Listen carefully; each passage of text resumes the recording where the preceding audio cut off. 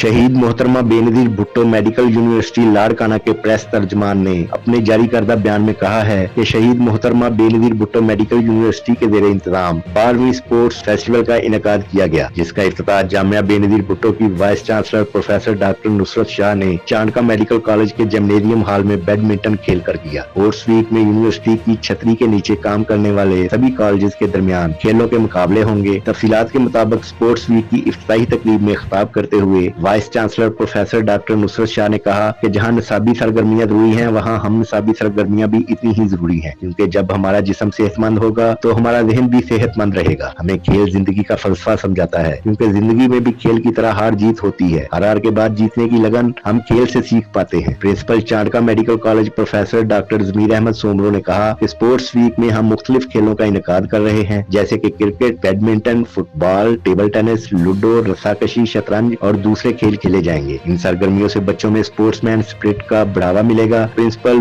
बीबी Asifa dental college professor doctor Yousuf Shah ने कहा, बियाक यूनिवर्सिटी में निसाबी सरगर्मियां भी जारी हैं और साथ साथ खेलों का इनेकाद भी किया जा रहा है।